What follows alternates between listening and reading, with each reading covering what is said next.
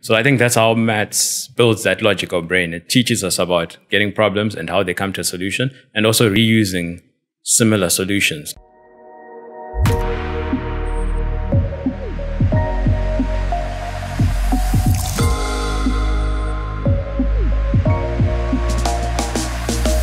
What is up, everybody? And hello from planet Earth. I'm your host, Philip. Most of you'll know me as Phil, and this is the Future Minds podcast. Simply the best podcast out there, covering all you need to know in edtech, online learning, the digital economy, and what's being done around the world to shape the minds of the future.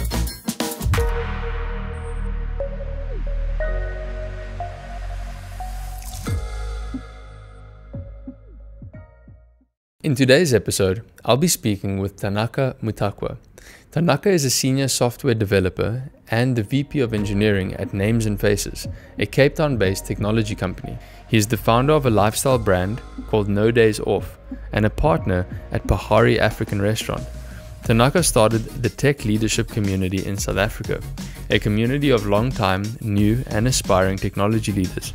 Their mission is to help each other learn through conversation, collaboration, and ideation. In this episode, we cover topics such as Tanaka's experience as a software engineer, the value of coding and maths, how to lead a team in the workplace, books that everyone should read, and a range of other topics. I thoroughly enjoyed this conversation with Tanaka, and I'm sure you will too. Without further ado, I give you Tanaka Mutakwa. Tanaka, welcome. Thank you. Yeah. Thanks for having me. Great. Thank you so much for joining. I'm looking forward to this chat. So to start off, for anybody that doesn't know, who are you? What do you do? And tell us a little bit about your sort of education path that led you to where you are now. Cool. So my name is Tanaka Mutakwa. I'm originally from Zimbabwe, but I've been living in Cape Town for the last 13 years. Came to Cape Town to study at the University of Cape Town, and I studied computer science. And since I left the university, I've been working in the software industry for the last 10 years. And currently I work at a startup called Names and Faces. And I work as the VP of engineering there, basically managing and running the engineering team. I got most of my education was in Zimbabwe, so primary and high school. And then I moved to South Africa for the university side of things. Nice. I studied economics at UCT, and one of my biggest regrets is not going down the comp sci path. I really, thinking back, is what I should have done. Either something to do with engineering or computer science. Yeah. How many years ago was that? 2012 is when I started. So yeah, maybe just a little bit after you.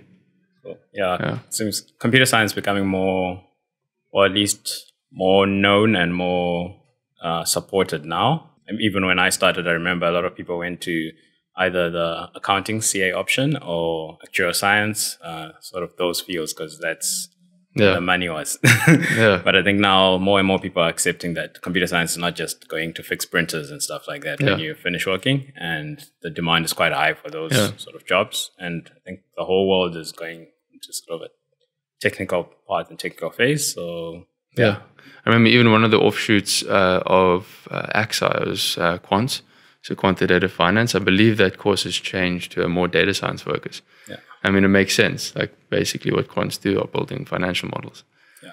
So what led you to decide to study computer science? So I'll try shorten the story a bit, but I got exposed to computers quite early. There was a primary school I was at. I was about in grade 3 or grade 4. Started a computer lab that had like 5 computers only. So, and offered parents that if you want your child to do some computer lessons in the afternoon, they can come and join us. And I don't know why my parents registered me. Perhaps maybe I was like naughty kid at home or something, and they needed something for me to do in the afternoons. So yeah, so I joined those classes, and we didn't do complicated things. It was like typing tutor and things like that. But as a result, I was ahead of most people who were not doing those classes, because not everyone in the school was doing computer classes. Yeah. And later on, most of the schools I then went to, as you got older, obviously I had a computer lab and everyone was doing the classes. But because of that early exposure, I knew most of the things that people were only starting to learn. So one of the things was, because of being ahead, I was always good at it and always sort of came top of the computer class. And then my final year, last 2 years of high school, actually then did computer science, so actual programming, like built a point of sale system of some sort as a project for the final year. And yeah, so I got early exposure to the idea that there's something here, I enjoy it, and the world is going in the computing phase. And after that, it was like my natural choice to go into computer science. Of course, like a lot of people, like my parents and their friends were like skeptical, like maybe you can do something else, like I said, like engineering, accounting, and then move into this computing thing a bit later. But I was fortunate enough that my parents were open enough to allow me to do it, and I'm glad I made that decision given how things have turned out. Yeah. And aside from sort of computer studies at school, do any other subjects stand out as subjects you enjoyed?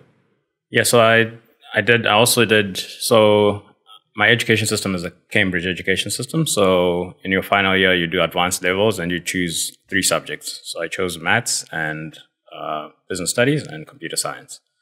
Business studies, I was also always interested in business and entrepreneurship, just from what my parents had been doing. So I thought that would be a nice complement to computer science. And then maths, I also always enjoyed maths and always good at maths from an early age. So I took that on, and again, maths was emphasized a lot in almost anything you did. So those stood out, and that's what I did. And when I did come to UCT, actually my computer science degree is in the business computing side. So I still kind of kept the same things. Came to UCT, still did maths, still did some business courses, and then did computer science. Okay. Yeah. Oh, very cool. Computer science is obviously something that is taught at university. Computer studies is something that's taught at school and in most schools these days, and they've introduced robotics and courses of that nature. That said, how much of your studying has been done online in your own time? I mean, to what extent has your education been informed by work that you, in your own capacity, went and did through either researching online, following online courses, watching YouTube videos, things of that nature? I think a lot of it, especially after you leave school, the school side of it and the university, I think gives you some foundational understanding of the history of computer science and just some basics that you can use. But in the real practical world, you get like a bit of a awakening when you get into the world and realize that, oh, I have this degree, but I can't build a system that I can release to production and people can actually use. You start learning that when you're now in the real world through work and also through like things you're reading. As you're building, the developer community shares quite a lot of resources. So you can go on sites and ask questions and people respond within a couple of minutes and they help you with your coding. There's lots of courses, so video courses, like you said. So I think on the practical side, once you're in the real world, you start consuming and learning a lot more useful things that you can actually apply. And the schooling side of it, I think, is really foundational. Also, like in the schooling side of things, sometimes some of the topics, like you can do databases, for example, and you do that in like 1 week. And there's no way just in 1 week of knowledge on databases, you've got enough knowledge to work with it in the real world.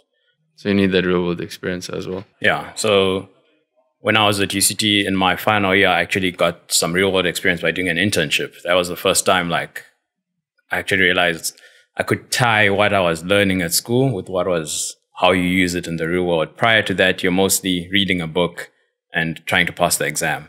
Yeah. Then you go to a company and you see that this is actually what I'm studying and how it links up to how it can be used in the real world. And also the mismatches that are there and like, oh, so at school I'm learning by myself and I'm trying to ace the exam by myself. I'm trying to be the best in the class. But once you're in the office, it's like, oh, we're a team of interns. This is not competition. We're trying to build this thing together and work together.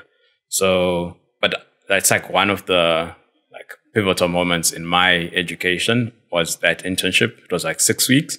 But if I hadn't done that, I would have only waited until I finished and got a degree to start understanding a little bit of like, what am I studying and how does it align with the real world? Yeah. And in your studies, if we talk about programming languages, sort of which languages, in your opinion, was the most difficult or the most challenging to master? So C++, definitely. the way programming languages work is there's the ones that are very close to the machine, that are close to like binary representation, and there's ones that are very high level, as close to human language as possible. So when someone's coding, they're really like writing. It's like you're giving instructions to a machine. So the closer you can give the instructions to a machine in the same way that you would write like your normal English, the easier it is. So C++ is like somewhere closer to the lower level side of things. So you start dealing closer with like how the machine actually functions internally. Whereas like we did Java in first year, C++ was second year, and Java is a bit more of a higher level language. I've then been exposed to even better higher level languages that actually read better, like Ruby and JavaScript.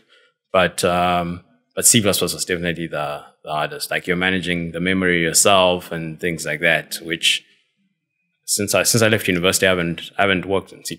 So you won't find it that often in like the business systems that people use. But maybe if you do something much more lower level, then you would work with it. Yeah. So yeah, it was second year, and I definitely think that was one of the toughest phases. Yeah. Yeah. And as a software engineer, would you recommend that children or kids, young students at school start learning how to code or start learning the fundamentals of what programming is all about? Yeah, definitely. I think it definitely can be exposed at a much earlier phase than like my exposure was like last 2 years of high school. And I know there's definitely like programs out there and courses out there that now allow kids to learn how to code even in primary school level by just like sort of the knowledge they have at that point, maybe modeling pictures or something, and then you can write a bit of code that adjusts this or something. So your brain starts to already realize that this thing functions through some code or instructions that are written underneath. Yeah. And we're obviously still in the early stages of like more and more people getting into coding now, but it's almost going to be a skill that everyone will have some understanding of. So the earlier we expose kids to it, the better. So yeah, definitely. I think I would almost see like computing and coding and stuff being something that comes as one of the subjects in the early stages of primary school going up. Yeah. I mean, in the last 10 years, we've seen sort of the no-code movement, specifically web design, app development, and things of that nature. But essentially, understanding how to code is still going to be important, no matter which way we go. So speaking about, important subjects, if you had to go back to yourself, sort of the 10-year-old version of yourself, 13-year-old version of yourself heading to high school, what advice would you give yourself, and how would you change the sort of roadmap that you followed after that? So yeah, that's an interesting question. I think I would definitely make more of an effort to be involved in real world companies. I did it in my final year of university. If I could have even done it high school, like on school holidays, like work or shadow people and understand more of the world, that would definitely have been beneficial. I think that's the biggest thing. I think that I missed is that link between like what happens in the real world and school, and also more of an emphasis on the practical side of things. I think school I could ace exams by reading a book and knowing and memorizing everything that's in there, be able to dump it on a paper in the exam, and then a month or two later you ask me the same questions, I don't know the answers to them.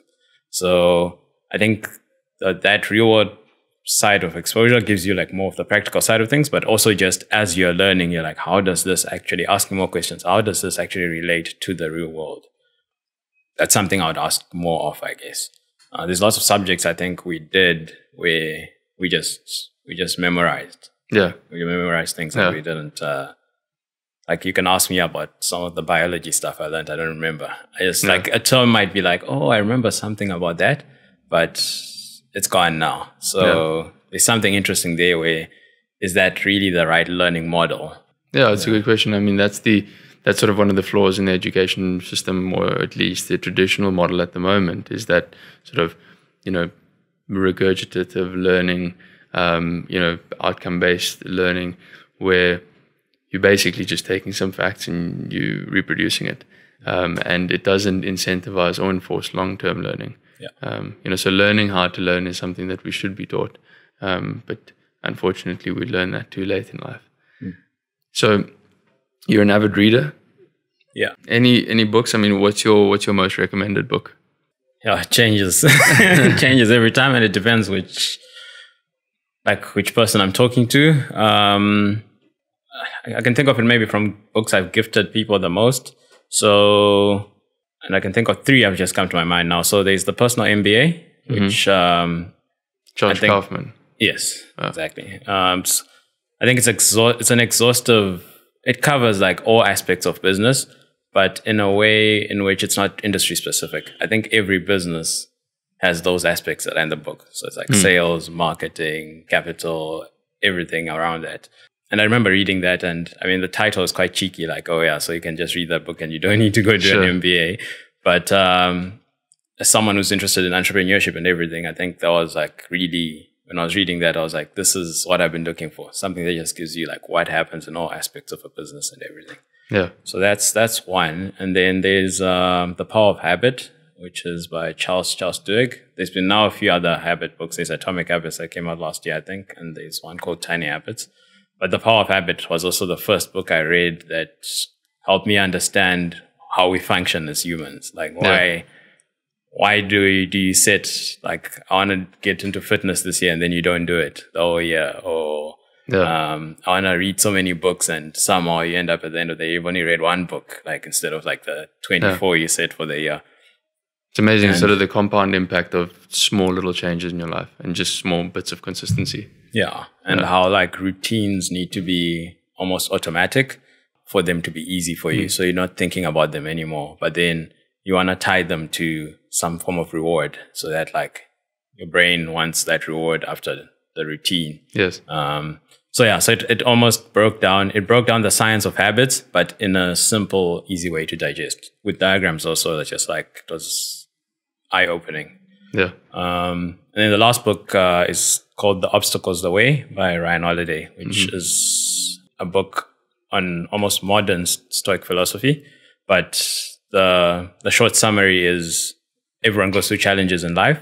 And this book's got a series of stories of people in the past who've gone through challenges, but those challenges ended up forming and shaping who they became now. So why they then became successful was actually because they went through that challenge.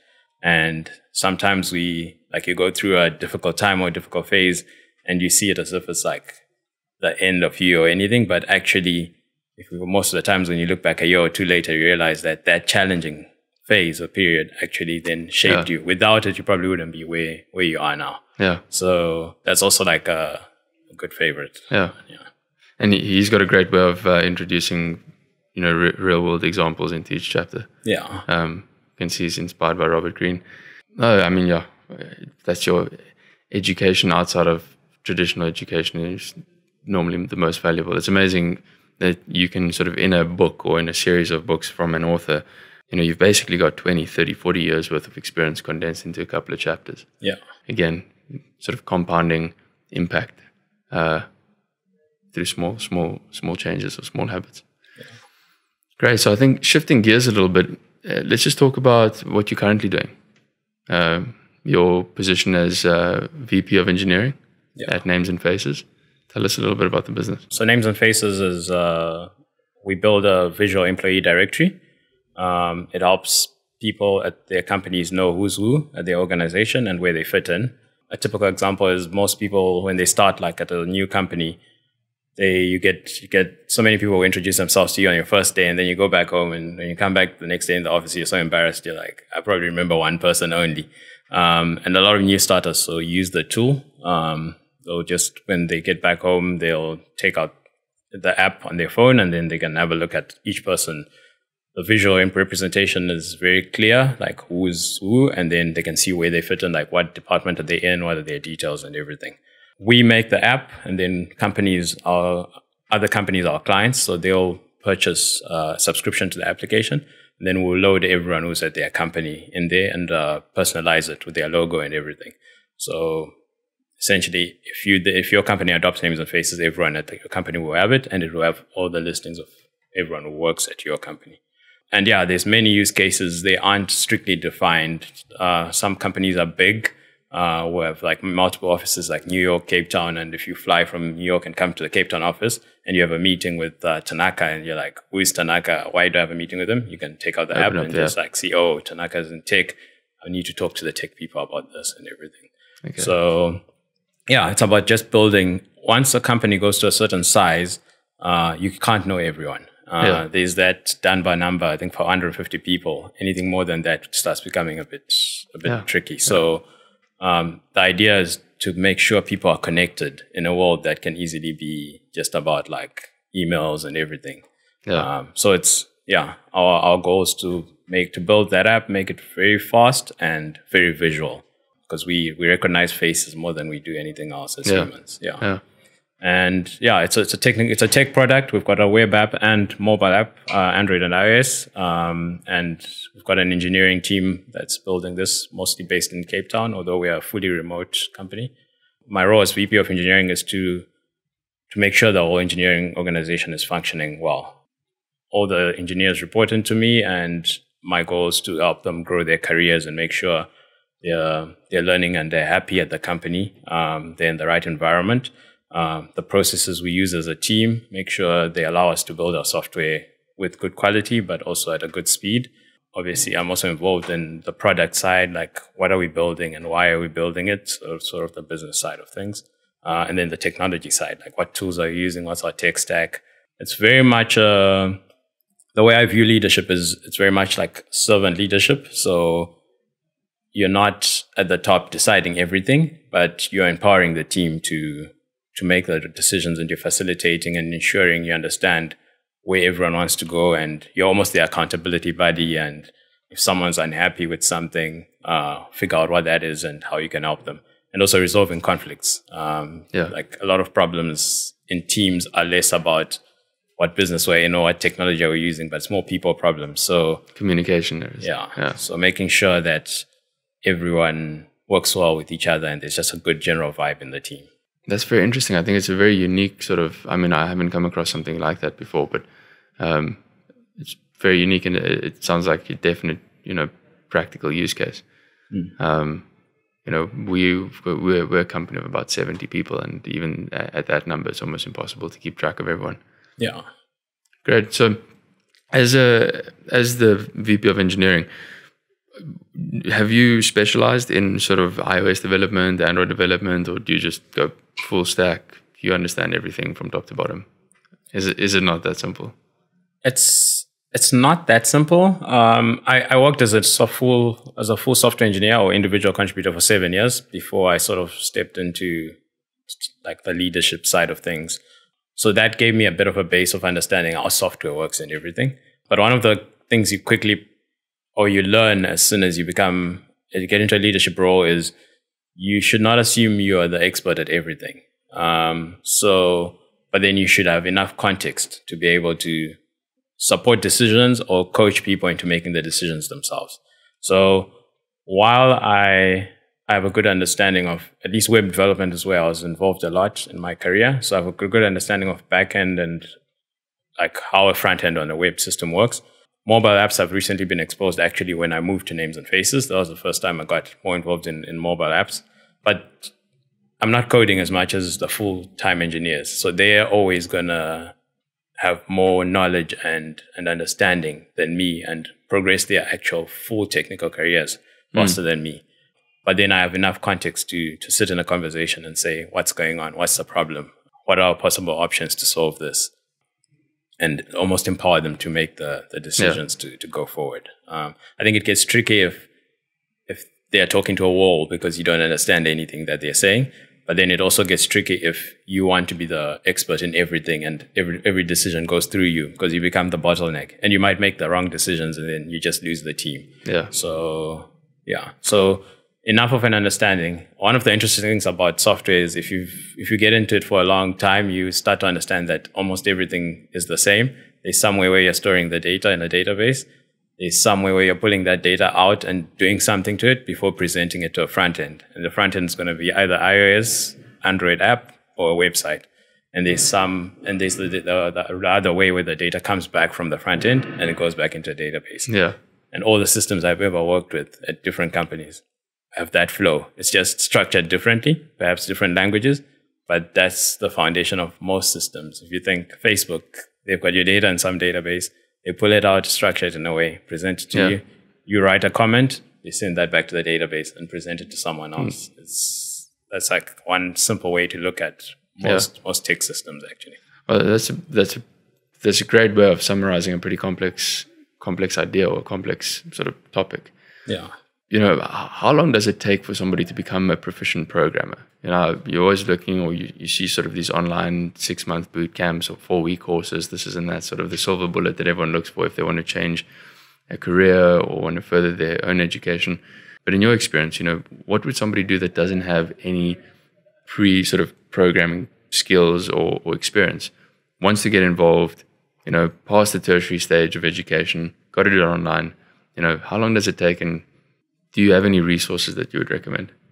Yeah, so it's a loaded question because I don't think there's a straightforward answer to it. There's multiple factors. It depends on the individual. Sure.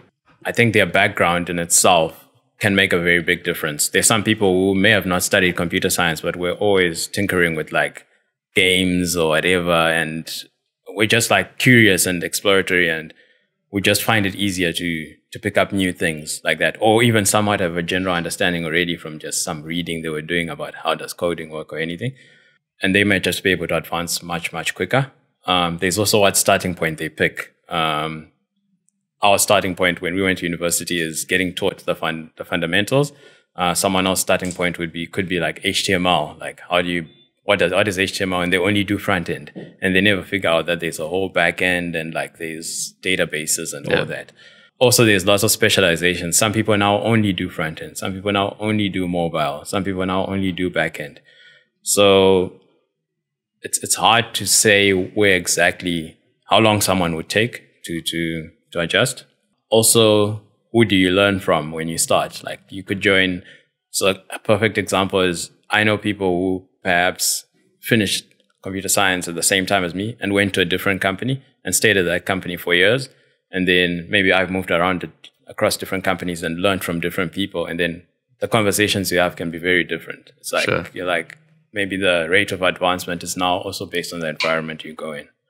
So it's like complicated. And there's so many tools, and some languages are easier to learn than others. But the advice I normally give people is to try out different things. So there's many courses out there. There's like many tools also out there, like Code Academy and things like that, Code School, that help you like just sort of start to learn how to program. But I usually advise people like take a month, do HTML, do CSS. Does that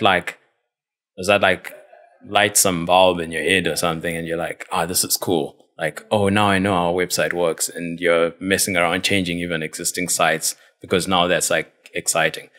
Or if that's not working, then you're like, maybe the front end is not really for you. Go and just do a Python course or a Ruby course. And you're like, this is cool. Like I'm actually doing maths and whatever. Yeah.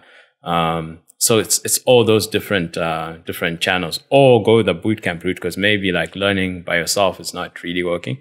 But I think with most things, the nice thing about tech is it's an industry which teaches you about experimenting with stuff and throwing it away if it doesn't work. And even the learning, I think, can be like that. Like try out different things, and if it just doesn't catch on, perhaps the whole tech thing is just not for you. You know, it doesn't catch on. Or you find like the second language is the one that that picks up. And it's not a commitment like school where you pick a degree and you're stuck in there for 3 years. It's like a couple of some of these sites you pay per month actually, or you buy a course once of $20. So do the $20 course, see if it takes off. Find someone who's in the industry who can maybe help you when you're stuck and you've got questions and everything, and then see where it goes. It's generally a long journey, a never-ending journey. There's so many things in the tech world, like even I don't know, where if you look at it and you're just like, I still need to learn all that. People generally become better as they build more and more systems and live in a system long enough to realize the mistakes they made 2 years ago. Because it's with coding, you can be doing stuff and can be working, but then as it grows, like when they built the first version of Facebook and maybe one campus was using it. Then they went to all the university campuses. Probably that code broke down, and you learn about like what issues can arise because of that. That's why I also like encourage people not to do the whole 6-month jump around, go to a new job 6 months. Then you kind of have 6 months experiences over your career, and you've never actually lived through a solution to realize what its pros and cons are. So at the next one you're building, you can build from those lessons. Yeah. How important is maths in programming? I'd say important, but there's an interesting, people debate it because programming, like I said, is giving instructions to a machine. Maths from the actual understanding, differentiation and integration, perhaps not unless you're working in a field that actually does that. Like the business you work with deals with those sort of things, and you need to do those calculations in your code. Sure. If you're doing financial stuff, models. Yeah, exactly.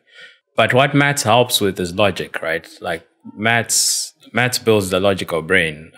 Here's a problem. How do I approach it to get to a solution? And that's how you code. Here's a problem. We need to figure out how we can filter by department for names and faces, so that if you press on marketing, I only see the marketing people. That's a problem presented to you. Now you need to go and do a solution for it through code and everything. Yeah. So I think that's how maths builds that logical brain. It teaches us about getting problems and how they come to a solution, and also reusing similar solutions. Because from our maths problems, it's like, if you know how to integrate in this way, here's a different problem, but you can use the same solution and reuse it. And there's a lot of like code reuse and stuff in coding and everything. So if I come back to it, I wouldn't say like someone knowing all those like maths deep things that you solve and everything would make them a stronger programmer necessarily. But it does help with the logical problem solving, and it does help with opening up the different industries you could end up working with in. Because if you don't have a strong mathematical background, or at least a good enough mathematical background, it's going to be hard to work for perhaps like an asset management company that wants you to do interest rate calculations, because you can't code it because you're struggling to even understand how the calculation works. In the real world. Yeah. No, that makes complete sense. So moving into a leadership role has obviously been a transition from your prior roles. Sort of what lessons have you learned moving from one position to the next, and then now especially where you have to manage egos, you have to manage a team, you have to solve problems generated within that team? Any lessons sort of learned in that experience? Yeah, I think there are quite a few. I think the first biggest one you learn is once you're in a leadership role, your performance or your success is measured on how well your team does versus how you do as an individual. It's easy when you're an individual programmer to come in the morning, pick up a task, code and get it out, and by the end of the day you feel satisfied and it's done. Whereas now it's about the whole team. How's the team doing? You could be doing well and like coding stuff and getting it out, but the whole team is chaos. Like people are not communicating, people are fighting, people are leaving the company, but you're doing well as a programmer. But now you're in the leadership role, so that's all your responsibility. So it's just that you need that shift of mindset to realize the most important thing is your team and creating an environment in which they thrive. And then you quickly also realize that everything is about people. Like you asked me earlier about if I could go back to my education, what would I add? Perhaps I'd study psychology or take it as an elective. Yes. Because understanding people is actually key in everything. And as you step into a leadership role, that's one of the things you pick up very quickly, that it's all about the people. When you're in an individual contributor role, someone else kind of sorts out the problems. When there's like a fight or someone's unhappy, someone's having issues at home, they're not performing all of a sudden, you're kind of seated in your seat and you're like, oh, something's happening with that person, but I don't know, like, let me do my work. Whereas now in a leadership role, that comes to you. Yeah. It's like, how do you help someone in that situation? How do you help someone who's underperforming? How do you help keep people at the company? How do you keep your high performers? How do you recruit? How do you sell the company so that people actually want to work with you? And that's all people and communication skills. So that's like one of the biggest lessons that you gather there. Yeah. And from a psychology standpoint, what books would you recommend people look into if you have any? I've read a few. So I've read Mindset by Carol Dweck, just about the kind of like the growth mindset people need to have instead of a fixed mindset if they want to like keep learning and growing. So that's one key one that comes to mind. I'm trying to think of others. So the other books I've read are sort of engineering leadership specific books, which touch on psychology topics, but then in an engineering sort of leadership. That makes sense. Yeah. So it's like, make sure you have weekly check-ins or at least bi-weekly check-ins with your team so that you're building trust and make sure you're building trust and your people want to be open with you and you're building social capital. So when problems arise, people are not going to hide and go somewhere else and things like. And for me, that's the psychology that we're talking about. And learning that. Yeah. Okay. So for parents out there that are interested in sort of, either directing their children's attention or sort of cultivating an interest in programming, software development, computer science, whatever that may be, what sort of tips would you give to introduce it in a sort of non-invasive, non-instructive manner? I would lean on the tools that are out there. I haven't done a lot of investigation into what the best ones and everything are because I don't have kids myself yet or anything. So I'm not really looking into that field. But those tools and those companies are trying to solve that problem. I'm sure one of their things is like, pulling the attention of the child and selling it in an exciting way and everything. Yeah. So I'd almost think that's the best placed part. Depending on the person's age, just seeing someone else do it could also be, sometimes people get inspired by just seeing someone else do it. And like finding a mentor at a young age, somebody that you could shadow. Yeah, exactly. And they're like, oh, you're changing the color on that website. Oh, I also want to learn, how do you do it? And then that can encourage them. But I would lean on the tools that are out there. Like, I think companies are now good at figuring out how to like sort of make something interesting because that's their business. So, yeah. Okay. So sort of to bring it to a close, what we like to ask guests is sort of one standard question, and you can take some time if you want to think about it. That question is, what do you believe about education that most people may disagree with? Yeah, I don't know if most people would fully disagree with me on this, but I think education should be free and accessible to everyone in the world, almost like the air we breathe. Because education is about knowledge about the world and how we can advance it. And at the moment, it's unequally distributed. So someone who grew up in an environment. So I grew up my parents had a farm in Zim. And so I grew up in sort of like a rural, semi-rural environment. And there are people from that area who, because they didn't have the same access to opportunities as myself, are probably still stuck there and didn't get their education to advance as much. But because my parents were able to then send me to University of Cape Town, my career progresses and pushes far forward because of that educational disadvantage. So I think that's the one thing, access to all, and should be free. Who pays for it is a debate people can have. Is it the governments? Is it the companies that are benefiting from, like, look at these Apple, Facebook, the value they're worth, how much money they're making from the people who've just been educated for 3 years or so at a university, and then they come out there and work for them. Should they be the ones paying for education and making it equally accessible across the world?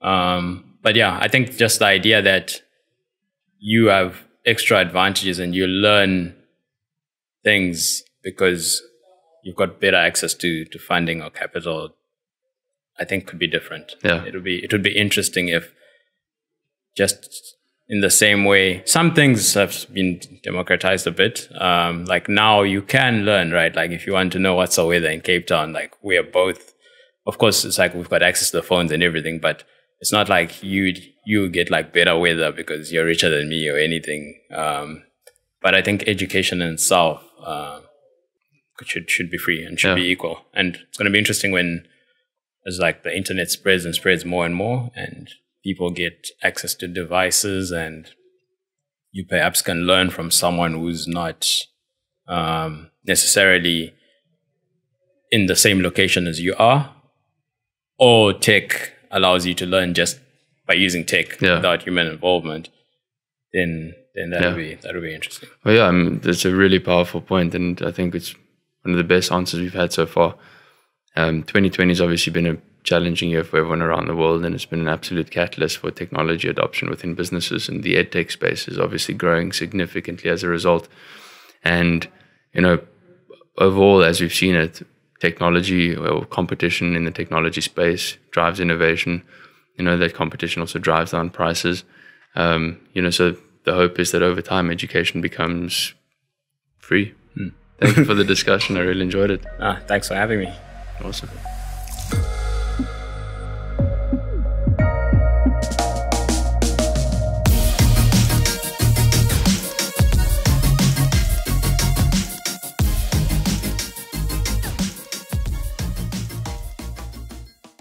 The Future Minds podcast is brought to you by Smartech. Smartech is an award-winning, intelligent, online mathematics and coding program for kids aged 4 to 14. Powered by sophisticated, adaptive AI, Smartech teaches kids math and coding from the comfort of home in as little as 15 minutes per day. For more information, visit smartech.com or download the app on tablet or iPad today.